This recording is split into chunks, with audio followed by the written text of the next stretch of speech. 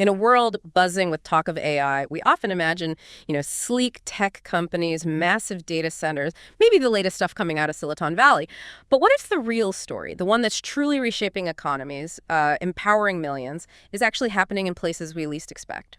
What if artificial intelligence is quietly, yet profoundly, transforming the most overlooked corners of the business world? Welcome to the Deep Dive. We're your shortcut to being truly well-informed. We take complex sources, break them down into, digestible insights, and extract those essential nuggets of knowledge, giving you those crucial aha moments without all the information overload. Today, we're plunging into something genuinely fascinating, the surprising, transformative role of artificial intelligence within hybrid entrepreneurial ecosystems. We're particularly focusing on how AI bridges that often stark gap between formal and informal business sectors, especially in emerging economies.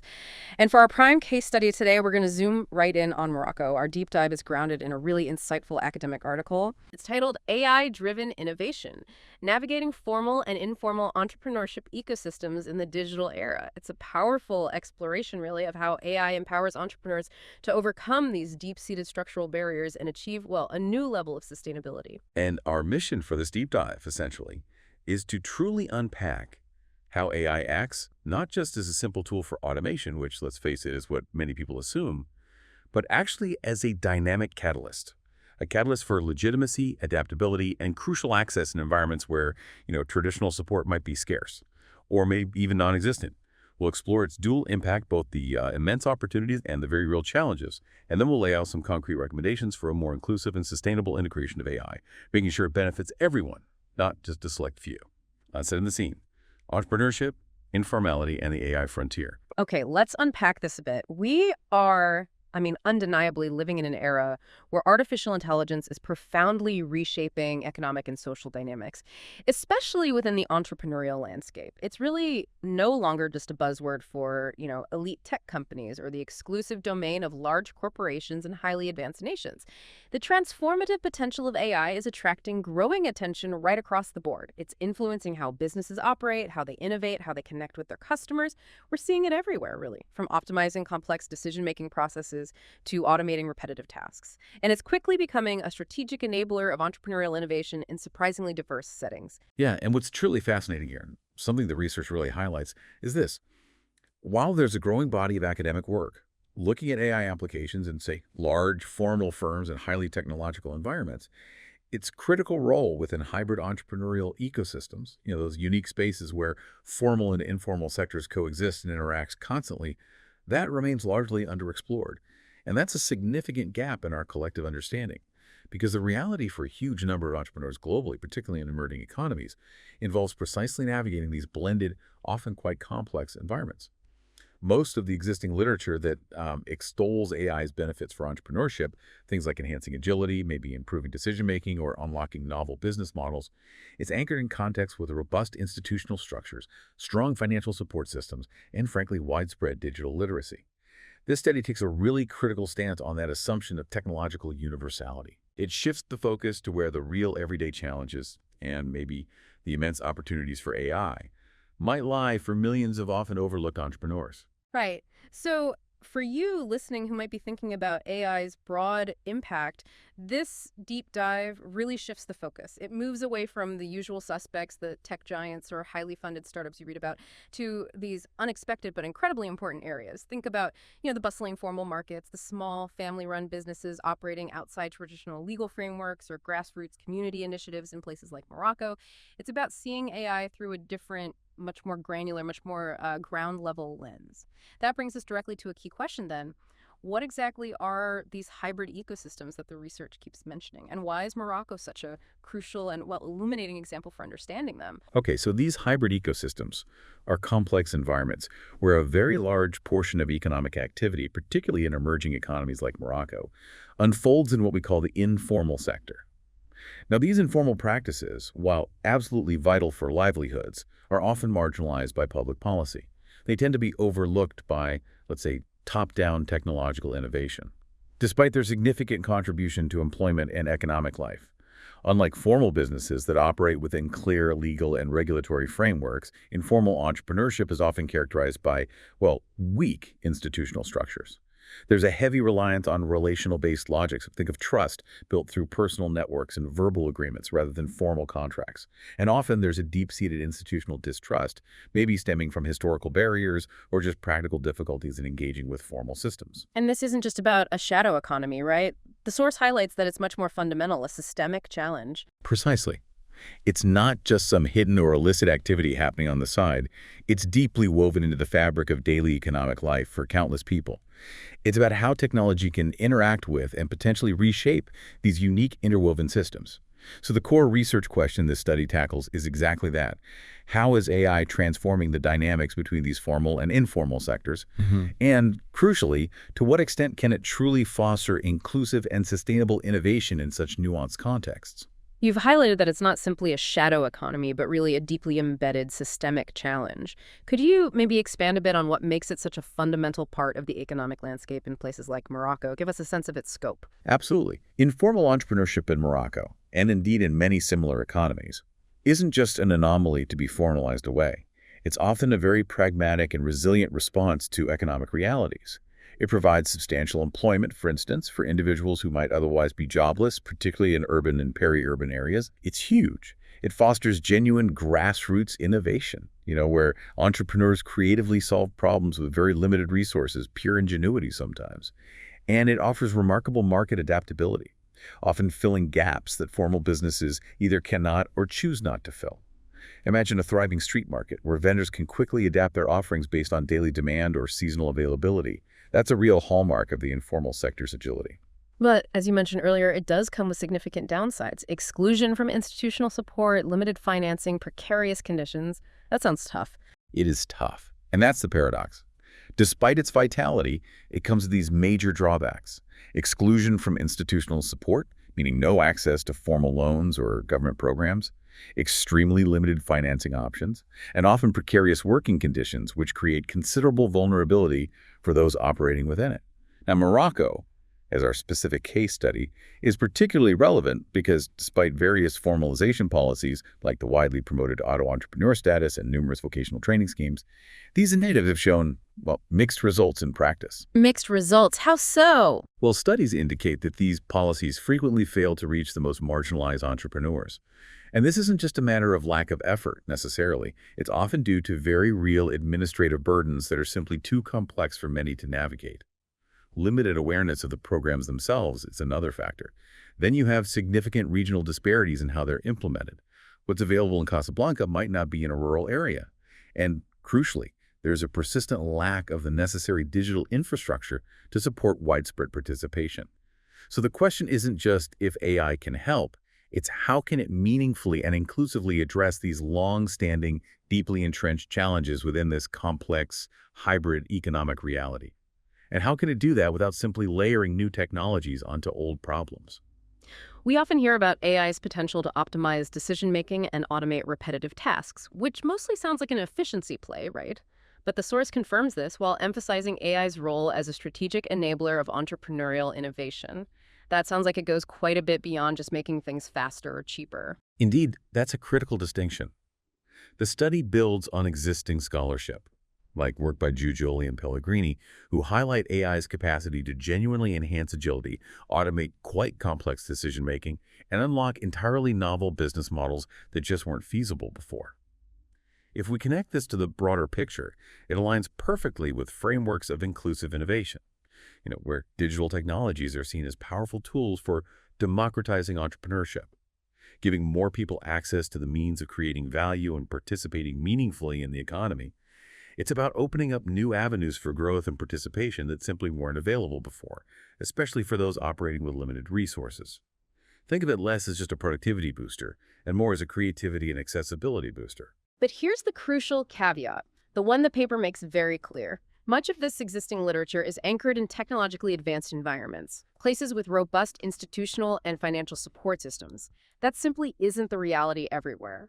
So while AI's potential for innovation seems clear, the path to actually realizing it in contexts like Morocco looks far from straightforward. Exactly. The source takes a very critical stance on what it calls the assumption of technological universality. This idea that what works seamlessly in, say, Silicon Valley or London will just effortlessly translate everywhere else. It's often not true. In less digitally mature contexts like Morocco, empirical studies reveal significant, often fundamental, barriers that actively prevent the easy or widespread adoption of AI. And these aren't just minor hiccups. They include deeply embedded issues, things like limited digital skills among the general population, which means many entrepreneurs simply don't know how to use these tools effectively. There's also inadequate digital infrastructure. We're talking about reliable internet access, affordable access to devices, even consistent electricity in some places. And finally, weak policy coordination, where government regulations and support mechanisms fail to create a truly supportive environment for digital transformation right at the grassroots level. So it's really not just about having the technology, it's about the entire ecosystem around it, isn't it? I recall the paper mentioning that successful digital transformation hinges on fiscal, institutional, and human capital alignment. You need the money, the right rules, and the skilled people all working together, or it simply won't take off. Precisely. This really highlights that simply dropping advanced technology into a new environment isn't enough, not even close. It needs careful, thoughtful nurturing within the existing social, economic, and even cultural fabric. The technology must be rigorously tailored to the local realities, acknowledging the specific constraints and cultural nuances that are at play. Without this holistic approach, where funding, policy, and human capabilities are aligned, the immense promise of AI can easily turn into another unfulfilled potential. And worse, it could potentially even widen existing digital and economic divides rather than truly bridging them. It becomes a tool for the already empowered, not a ladder for those who really need it most. 2. The realities on the ground. Barriers and opportunities for AI in hybrid settings. Okay, that brings us to a closer look at Morocco's unique entrepreneurial configuration then, where the informal sector isn't just an outlier or something to be ignored, but a fundamental and dynamic part of economic activity. How does this particular context specifically influence AI adoption or maybe even constrain it? Well, the study makes a very compelling point here. In Morocco, rather than viewing informality only through a deficit lens, as something that needs to be eradicated or simply fixed, we need to understand its profound internal logics, its inherent flexibility, its deep socioeconomic embeddedness. Researchers highlight that the informal sector provides substantial employment, particularly for youth and women who might otherwise really struggle to find work. It fosters genuine grassroots innovation, where entrepreneurs creatively solve daily problems with ingenuity and often very limited resources. And it offers remarkable market adaptability, often filling gaps that formal businesses cannot or perhaps choose not to. Imagine, like I said, a network of street vendors who can pivot their product offerings almost overnight based on demand, or local artisans who can quickly create bespoke items for niche markets. It's a dynamic and essential part of the economy. But as you said earlier, it comes with significant downsides too. Exclusion from institutional support, extremely limited financing options, precarious conditions. It seems like a constant struggle for those entrepreneurs. Absolutely. And this is where the core paradox really lies. While the informal sector is vibrant and contributes significantly, its actors often lack access to the very resources. Things like formal credit, legal protection, or government support programs that could help them grow, stabilize, and maybe eventually formalize if they choose to. Now, formalization policies in Morocco, such as the well-intentioned auto-entrepreneur status and various vocational training schemes, have certainly been introduced to try and address this. However, the research reveals they've shown distinctly mixed results in practice. Right, you mentioned mixed results. How exactly have they fallen short? Well, studies indicate that these policies frequently fail to reach the most marginalized entrepreneurs. Again, it's not necessarily due to a lack of willingness on their part. It often comes down to very practical barriers, administrative burdens that are just too complex for many to navigate successfully, limited awareness of the programs themselves, people just don't know they exist or how to access them, significant regional disparities in their implementation. So what's available in a big city like Casablanca might be totally unavailable in a smaller town or rural area. And crucially, a persistent lack of the necessary digital infrastructure to support widespread participation. Many of these programs require online registration or digital skills. So the question isn't simply if AI can help, it's how can it meaningfully and inclusively address these long-standing, deeply entrenched challenges within this complex hybrid economic reality. And how can it do that without simply layering new technologies onto existing problems or creating new barriers? Okay, this is where it gets really interesting because the paper advances this compelling argument that AI, when deployed thoughtfully and with a deep understanding of the local context, could actually serve as a powerful mediating force. It could potentially bridge the gap between these informal realities and the often impenetrable formal institutional structures. Yes, that's the truly transformative core proposition right there. It's not just about providing tools like automation software. It's about enabling a genuine dialogue and connection between two often disconnected worlds: the agile, relational, informal sector and the structured, rule-based, formal one. But this mediation requires more than just, blanket access to the AI tools themselves. It involves a multifaceted approach. First, it means consciously building trust. Trust between informal entrepreneurs and the technology, and by extension, the formal systems that might connect them to.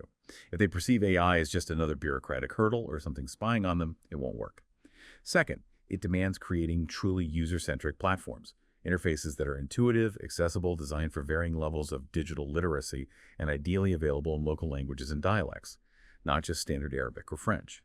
And finally, perhaps most importantly, it requires embedding AI directly within the existing sociocultural practices of informal entrepreneurs, ensuring the technology complements rather than disrupts their established ways of working and relating. It's about fitting the technology to the context, adapting it to the rhythms and needs of the people, not forcing the context to fit the technology. That's a critical distinction for successful and sustainable integration. 3. The mechanics of AI integration, how it's enabling transformation on the ground. That makes perfect sense. So, with such a nuanced and complex problem, how did the researchers actually gather these insights? Their methodology sounds quite rigorous. You mentioned a mixed methods design. That sounds like it was designed to really get to the heart of these real-world experiences. Indeed, their approach was meticulously designed to capture both breadth and depth. It combined the contextual richness of qualitative inquiry, deep dives into individual experiences, stories, observations, with a scalability of computational analysis. That allowed them to identify broader patterns from large textual data sets without getting overwhelmed by the sheer volume of information. What's truly unique, though, and what lends significant credibility to their findings, is the use of autoethnography. This is where one of the authors, acting as an embedded practitioner, actively participated and contributed reflexive insights into the everyday realities of navigating AI-enabled entrepreneurship in Morocco. Think of it not just as academic observation from afar, but as having a researcher live and breathe the experiences alongside the entrepreneurs. It adds this crucial layer of authenticity and lived experience, gives us a true insider's perspective. It's like having an insider's perspective, exactly. Someone who's actually lived the challenges and opportunities firsthand. And they also relied heavily on case study methodology, right, to trace the real-world use of generative AI. That really grounds the findings in specific, tangible examples, moving beyond just abstract theory. Precisely. They carefully selected their cases based on 3 cumulative criteria to ensure relevance and impact. First, the entrepreneurs had to be operating in Morocco under significant resource constraints, reflecting the typical environment for many informal businesses. This made sure their findings were relevant to the target population. Second, they needed to be actively integrating cutting-edge generative AI tools, things like ChatGPT for text generation, Midjourney for images, or DLAE for design into their daily activities. So this wasn't about passive observation, but active engagement with the tech. And third, their business models had to reflect characteristics of frugality, meaning making the absolute most out of every limited resource, or bricolage. Bricolage is like being a brilliant tinkerer, creatively patching together whatever materials or tools are at hand, even if they're not ideal, just to solve problems.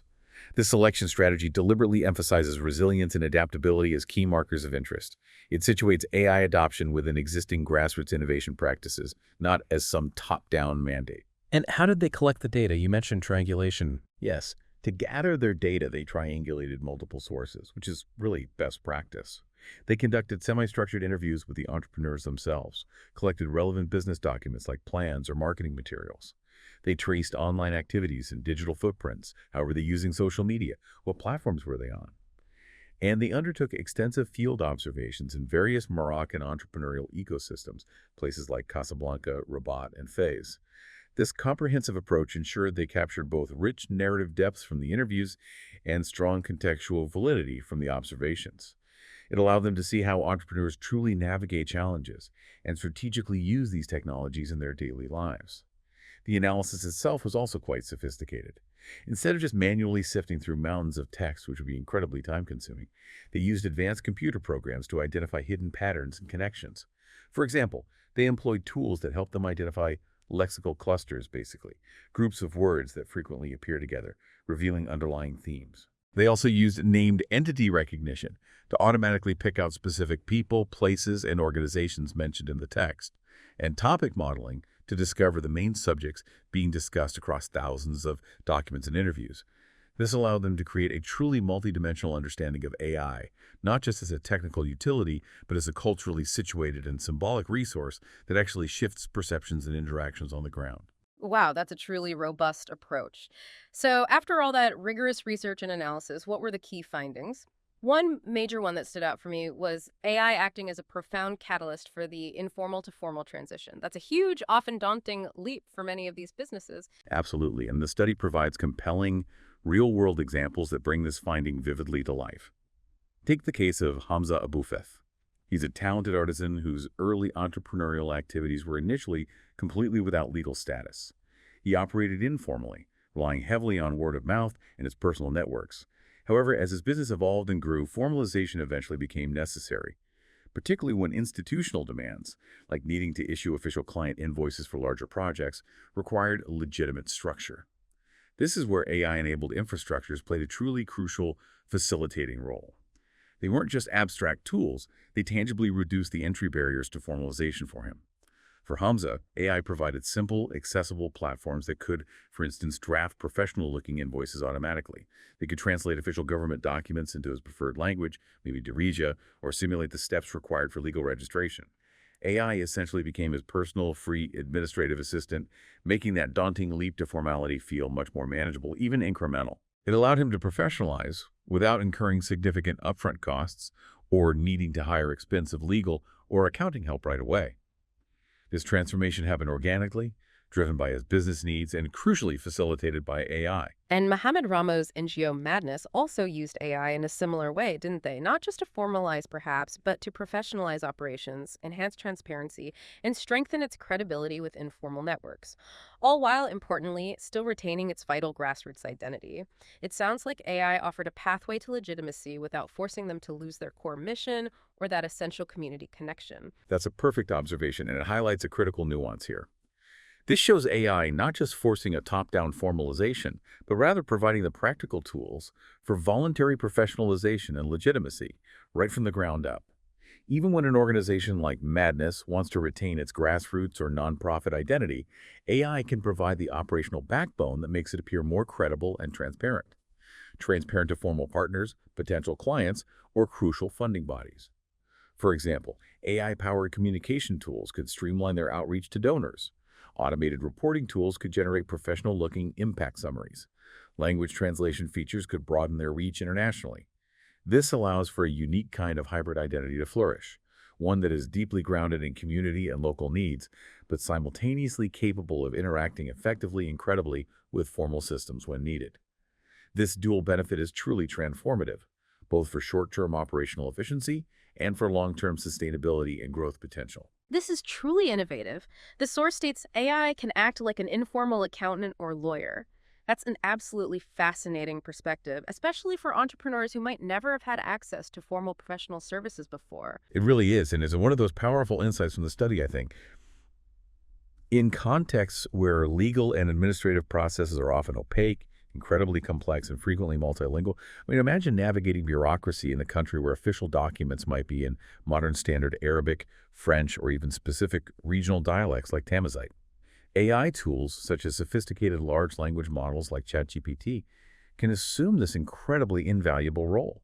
They literally become a digital proxy for these traditionally expensive professional services. They can draft official documents, things like contracts or formal letters, with surprising accuracy. They can simulate compliance processes, effectively walking entrepreneurs through the steps required to obtain permits or register a business, helping them understand what's required before they even encounter official channels, reducing anxiety. And crucially, they can instantly translate complex regulatory content across different languages, breaking down significant communication barriers. This directly helps business owners navigate what the study vividly calls bureaucratic obscurity and complexity. It saves them immense amounts of time, money, and potentially prevents costly errors that could jeopardize their entire venture. Imagine the sheer relief of having a free, instant legal and administrative guide right there in your pocket. Okay, and on the financial side, Access to capital is always a huge, often seemingly insurmountable hurdle for informal businesses. They're frequently excluded from traditional banking systems simply due to lack of collateral or formal documentation. How does AI specifically address that critical issue? Right, the financial access piece is huge. AI offers dual support here. First, as we touched on, it enables cheap automation of tasks that would otherwise require paid services, things like basic bookkeeping, inventory tracking, or customer service, freeing up very limited capital for other uses. But the more profound impact, arguably, comes from AI enabling nascent fintech solutions. Solutions that leverage alternative data for credit scoring. Think about it this way. Traditional banks rely almost entirely on formal credit histories, audited financial statements, and registered collateral, all things which informal businesses typically lack entirely. This creates a massive exclusion problem. AI, however, can fundamentally change this equation by analyzing a much broader spectrum of data points that reflect real economic activity, even if it's informal. For example, it could analyze an entrepreneur's consistent mobile phone top-ups over time, the reliable repayment of microloans through digital wallets, which are becoming more common, or even the positive sentiment expressed in their customer reviews and social media activity if they operate partly online. So it's using signals that traditional banks would just ignore. Exactly. Imagine a street vendor in Casablanca whose business thrives on daily cash transactions, leaving absolutely no formal paper trail. Traditional banks would never even consider lending to them. They just don't fit the model. But with AI, a small fintech app could analyze their consistent mobile top-ups, maybe their reliable repayment history with a local microloan provider via a digital wallet, or even the positive sentiment analysis from customer comments on a Facebook page where they showcase their goods. This allows AI to build a sophisticated digital credit score based on their actual real-world economic activity and reliability, even if it's completely informal by traditional standards. This unlocks access to capital in entirely new ways that were traditionally unavailable from formal financial systems. It completely bypasses the rigid, often exclusionary requirements of conventional banking. What's truly fascinating here is how AI can democratize access to these essential services and resources, fundamentally leveling the playing field for entrepreneurs who have historically been marginalized simply due to a lack of formal documentation or traditional financial footprints. It's about opening doors that were previously bolted shut. Okay, so AI helps with efficiency, professionalization, overcoming major structural barriers like bureaucracy and finance. But beyond these sort of day-to-day operations, how does AI help businesses stay resilient, especially when facing unexpected large-scale challenges like, say, a global pandemic? Yeah, resilience is key. And this is where the story of the Madness Fab Lab in Morocco provides a truly compelling and inspiring example of what the study calls frugal innovation in action. During the unprecedented challenges of the COVID-19 pandemic, when global supply chains basically collapsed and essential medical supplies became incredibly scarce, the Madness Fab Lab didn't shut down or just wait for external aid. Instead, they quickly and creatively adapted their existing facilities and expertise. They started making essential medical supplies locally, things like face shields and crucial respirator parts. And they leveraged AI-designed components using open-source design shared online and rapid prototyping techniques available in their lab. This wasn't some expensive high-tech pivot involving massive new investment. It was a rapid, cost-effective adaptation that really demonstrated AI's potential for incredible flexibility and responsiveness right when it was needed most in a crisis. It highlights how AI can empower immediate, needs-driven innovation right from the grassroots, allowing communities to start solving their own urgent local problems. That's a truly powerful illustration of real-world impact using technology to solve urgent local problems, not just for profit, but for community well-being itself. Absolutely. And more generally, beyond just crisis response, AI plays a crucial role in enabling ongoing business continuity and strategic adaptation day to day. Think about AI-driven predictive modeling of inventory, demand, maybe even local risks. This allows entrepreneurs to anticipate market shifts, manage their stock much more efficiently, and foresee potential disruptions before they happen. Imagine a small clothing merchant who, instead of just guessing, can use simple AI tools to predict which styles might be popular next season based on analyzing social media trends or local search data. Or a farmer who can use AI, perhaps combined with weather data, to forecast crop yields and potential market prices, helping them decide when to plant or sell. This allows them to make proactive adjustments to their operations and supply chains rather than always reacting. The example of Genius.ma, another case mentioned in the source, further illustrates how AI enabled modularity. the ability to easily reconfigure business components or services, can help enterprises achieve sustained growth over long periods, even amidst economic uncertainty. If we connect this to the bigger picture, AI emerges not just as a tool for short-term optimization or efficiency gains, but as a powerful engine for long-term viability and strategic resilience. It helps move businesses from a purely reactive survival mode to a more proactive, adaptive, and ultimately sustainable approach. 5E, the road ahead. Challenges and strategic pathways for AI integration. Okay, so after hearing about all these incredible benefits and examples, it's also clear, as you've hinted, that AI is definitely not a magic bullet. Despite its immense potential, there have to be downsides. What are the key hurdles and risks of integrating AI in these contexts, particularly in emerging economies? It seems like there's definitely a flip side to this coin that needs careful consideration. There absolutely is a flip side, and the study doesn't shy away from it at all. While promising, widespread AI integration is definitely impeded by several significant challenges that simply can't be ignored. One major issue is the heavy reliance currently on overseas platforms for many of these advanced AI tools, think ChatGPT, Midjourney, etc. They're mostly based elsewhere. This raises serious concerns about data governance. Whose rules apply? Local entrepreneurs' data might be stored and processed under foreign regulations that aren't always transparent or necessarily aligned with local needs or values. Data sovereignty is a real issue. Another critical hurdle is the often nascent digital literacy among many grassroots entrepreneurs. Even if powerful AI tools are technically freely available online, many lack the fundamental digital skills. Skills ranging from basic internet navigation to understanding how to effectively craft prompts for generative AI or critically interpret the outputs they get. This leads to a persistent and concerning skills access gap. Furthermore, the agile, often informal innovation practices prevalent in these hybrid ecosystems frequently just don't align neatly with existing, often rigid, policy frameworks. This creates a frustrating disconnect between how entrepreneurs actually operate day to day and how they are regulated or supported by formal institutions, often stifling the very innovation AI could enable. That's a critical point. It sounds like AI, despite its promise of inclusion, could actually exacerbate existing digital divides rather than truly bridge them if we're not extremely careful. The whole vision of empowerment could unintentionally lead to further marginalization for those already on the fringes, those who can't access or use the tech. Exactly, and the source emphasizes this danger quite strongly. AI risks widening inequalities unless it's localized, culturally sensitive, and inclusively designed right from the ground up. High implementation costs for more advanced AI solutions can also be prohibitive for small, resource-constrained businesses, creating yet another barrier to entry. And deep-seated socio-cultural constraints, such as maybe a general resistance to adopting new technologies, or deeply established ways of doing business based purely on personal trust rather than digital systems, can significantly limit adoption, regardless of the tech's potential. These factors must be addressed directly and proactively. It really raises an important question for policymakers, for developers, for NGOs alike. How do we ensure AI is genuinely a tool for empowerment for all, not just the privileged few who can easily access, afford, and understand it? It absolutely requires a deliberate, highly contextualized approach to both policy and implementation. Otherwise, we risk leaving a significant portion of the entrepreneurial population behind, defeating the purpose of inclusive innovation. Right. Given these formidable challenges, what concrete steps should policymakers then take to foster responsible and inclusive AI integration? Let's start with infrastructure investment, which seems absolutely paramount based on what you've said. Infrastructure is absolutely foundational. Without it, all other efforts are severely limited in their reach and impact. Governments need to make strategic investments in establishing local, inexpensive AI infrastructure. What does that mean?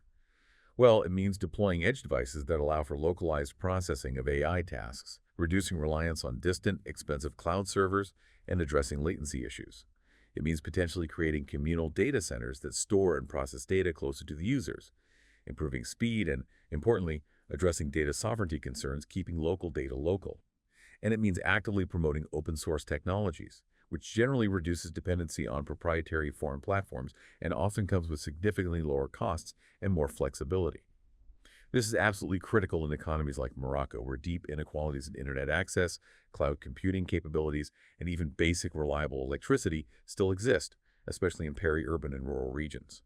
Now, community-led initiatives like the Madness Tech Hubs we discussed earlier provide a powerful example of how these infrastructures can be embedded directly within culturally rooted and trusted ecosystems. This not only facilitates access, but also builds local ownership, promotes crucial knowledge sharing among peers, and helps ensure the technology deployed is truly relevant to the community's specific needs and context. Okay, infrastructure is key. Next, digital upskilling and AI literacy are clearly essential.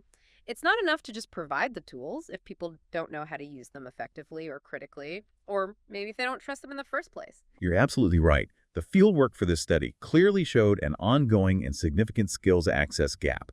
It's a major bottleneck. While AI tools have become more available, sometimes even free, many entrepreneurs simply lack the digital literacy to properly leverage them in their business operations. For interviewees like Hamza Aboufeth and Mohammed Ramo, that practical, context-specific training they received was utterly crucial to their success in adopting AI. Therefore, AI literacy initiatives need to be designed very carefully. They need to be practical, focusing on real business tasks, highly context-specific to local entrepreneurial use cases, not generic examples. And importantly, they must cover multiple languages and dialects to reach diverse populations effectively. These programs should also raise critical awareness about ethical pitfalls and potential algorithmic biases. We need users who understand not just how to use AI, but how to think critically about its outputs and its limitations. Offering these programs at accessible places, vocational centers, local incubators, community tech hubs like Madness, even informal learning spaces, will significantly increase accessibility and help avoid widening digital divides. It's about ensuring training reaches those who need it most, where they already gather and learn. And finally, enabling regulatory frameworks seem crucial. If the rules are too rigid or outdated, they could actually stifle the very innovation AI is supposed to unlock rather than support it, couldn't they? Precisely. Rigid or antiquated legal systems can indeed be a significant impediment to AI deployment. They create uncertainty, fear of noncompliance, and can just generally slow things down for entrepreneurs trying new things. Policymakers must actively work to create nimble, adaptive governance structures. Structures that support small-scale experimentation while simultaneously safeguarding the public interests. It's a balancing act. Key levers here include establishing regulatory sandboxes, especially in nascent high-potential areas like fintech, agritech, and health tech. These sandboxes are basically safe, controlled environments where new AI-driven technologies and business models can be tested without immediately facing the full burden of existing regulation. This allows innovation to flourish while risks are managed. Clear data governance systems specifically for AI-enabled companies are also vital to build trust and protect user privacy. This goes back to the data sovereignty issue.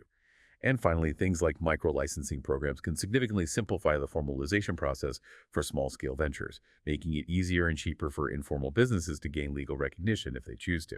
Crucially, though, these models, the sandboxes, the regulations, the licensing, they should be co-designed with grassroots actors, with the entrepreneurs themselves, with community leaders, with local associations. This guarantees that the regulations truly fit the reality of hybrid entrepreneurial environments. It prevents the imposition of top-down compliance models that are often unworkable or simply irrelevant for informal businesses, ensuring policies are both effective and equitable. Okay, so while AI can provide incredibly powerful tools, the surrounding environment, the infrastructure, the skills, the regulations really needs to be right for it to work inclusively. What about the actionable, practical insights for entrepreneurs and businesses themselves, particularly those operating in resource-limited environments where they might not have the luxury of extensive training programs or big technology budgets? What can they do right now? Yeah, that's a great question. The study offers very clear, actionable guidance based on what worked for the entrepreneurs they studied. It suggests that gradual AI integration is far more beneficial and sustainable than attempting radical, overnight transformations that could just overwhelm small businesses. Start small, learn, adapt. For entrepreneurs with limited resources, 3 low-barrier entry points emerge from the case studies as being most effective and impactful initially. First, customer engagement. This can be significantly enhanced through readily available AI chatbots and multilingual translators. Imagine a small boutique owner who can now provide 247 basic customer service in multiple languages via a simple chatbot on their website or even just their WhatsApp business profile. That greatly expands their reach and responsiveness at low cost. Second, financial and inventory planning. This can be dramatically improved by utilizing simple predictive tools, often integrated into widely used accessible platforms like Excel or free open source dashboards. This empowers entrepreneurs with crucial data-driven insights, like predicting sales peaks or potential stock shortages, without needing complex, expensive software or extensive training. And third, digital marketing. This can be revolutionized by generative AI, allowing entrepreneurs to create scalable professional quality content, think social media posts, product descriptions, maybe even basic ad copy at a very low cost. This enables small businesses to reach more customers effectively and compete better with larger players online. So essentially, thinking of AI as an augmented co-pilot, maybe. Not a replacement for human ingenuity, but a powerful, intuitive assistant that elevates their existing skills and intuition. Precisely. That's a great way to put it. These tools function best, not by supplanting human judgment or that crucial entrepreneurial intuition, but by fundamentally improving and extending it. They enhance cultural fluency, for example, allowing businesses to navigate diverse markets and communicate more effectively with a broader customer base. They boost improvisational ability, which is absolutely vital in dynamic and resource-constrained environments where quick thinking and adaptation are daily necessities. AI can provide quick information or options to help with that. Ultimately, they augment human capabilities and creativity rather than automate them away entirely. It's really about collaboration between the human entrepreneur and the machine. And specifically for informal business settings, what are the best practices for AI adoption? Considering their unique characteristics like reliance on relational networks, often limited digital literacy, and maybe an emphasis on oral traditions rather than written ones. Right, supporting informal entrepreneurs necessitates designing AI technologies that truly correspond with their actual circumstances and established practices, rather than imposing foreign models or assumptions. 3 optimal approaches emerged from the research as most impactful for these specific settings. First, emphasizing mobile-first, low-bandwidth interfaces is absolutely crucial, because for many, mobile phones are the primary, if not the sole, access point to digital technologies, and internet connectivity can be unreliable and expensive. Apps and tools must be designed to work seamlessly on basic smartphones, even with intermittent connections. Second, facilitating speech and dialect-based interactions is vital. This helps assist oral and semi-literate populations, which are significant in many informal economies. It allows entrepreneurs to engage with AI tools through voice commands in their native language or local dialect, rather than relying solely on text-based inputs and outputs, which can be a huge barrier. And third, cultivating collective intelligence frameworks through things like peer learning and participatory design. This helps embed AI within existing social networks and builds trust. It fosters adoption through trusted channels and collaborative problem solving, where entrepreneurs learn from each other and collectively adapt AI tools to their shared needs and challenges. The Madness ecosystem, once again, illustrates this beautifully. It shows how grassroots AI adoption can foster trust and significantly diminish resistance when the technology is integrated sensitively and collaboratively. What's truly fascinating here, and the key takeaway, I think, is that in informal economies, where reputation, trust, and those relational networks are absolutely paramount, they're the currency of business AI systems that honor and actively bolster these social dynamics, rather than undermining them by demanding purely formal, impersonal interactions. Those are the systems far more likely to attain enduring and meaningful adoption. It's about building on existing strengths, respecting cultural norms, and creating tools that truly fit the community, rather than trying to force a square peg into a round hole, which rarely works in the long run. So what does this all mean when we bring it all together? This deep dive has really shown us that generative AI is genuinely transforming entrepreneurship in these resource-constrained contexts. Morocco serves as a really powerful and, I think, inspiring example. It's clearly not just a tool for mundane task automation, as it's often portrayed in maybe simpler narratives. It's acting as a strategic enabler of legitimacy, of adaptability, and of much-needed visibility for businesses and individuals who often operate on the margins of the formal economy. Absolutely. We've seen how entrepreneurs are creatively using AI to bridge that gap between informal practices and formal domains. They're automating communication processes, producing essential documentation needed for formal interactions, gaining access to finance in new ways, and even responding to major crises with remarkably frugal tech-enabled solutions, as we saw with Madness. Crucially, the interplay between AI, their own cultural creativity, and this collective intelligence or peer learning gives rise to what the study calls situated innovation practices. And these practices fundamentally challenge the traditional, often top-down, models of technological adoption, where tech is just pushed out from the center. Entrepreneurs aren't just passively consuming these digital tools, They remix, they adapt, they reconfigure AI in ways that powerfully reflect their unique values, their specific needs, and their very real constraints. They're truly making the technology their own. Yeah. In this light, AI emerges not merely as a technical affordance, just a simple technological capability, Mm. but as something much more profound, a symbolic and relational resource. It's one that allows marginalized actors to assert their presence within formal economies to gain legitimacy, while remarkably preserving the relational richness and the vibrant social fabric of their informal systems. It's about being seen, being heard, and being able to participate more fully on their own terms, bringing their unique value to the wider economic landscape without losing who they are. Ultimately, I think the message is that AI should not be viewed as some kind of one-size-fits-all engine of progress, or a universal solution dictated from above that will simply sweep away old ways of doing things. Instead, it must be understood as an evolving infrastructure, a dynamic system that is continuously shaped by and co-evolving with the ingenuity, the constraints, and the deep aspirations of those who are too often overlooked in mainstream innovation narratives. Supporting these actors, these creative, resilient entrepreneurs, really means designing with them, intimately understanding their daily realities and needs, not just designing for them from a distance based on assumptions. True, sustainable, and genuinely inclusive innovation often emerges most powerfully, and sometimes unexpectedly, right from the margins. So, a final thought for you, our listener. As you go about your day, what surprising, maybe unexpected ways might AI be showing up in your local community or industry? Not necessarily as a big top-down corporate solution, but as a tool being creatively adapted and remixed by individuals and grassroots groups to solve their problems. And maybe think about how can you help foster this kind of bottom-up, human-centered innovation? We encourage you to look around, listen closely, and see if you can spot these subtle but potentially powerful transformations happening, or perhaps even find ways to contribute to them in your own way.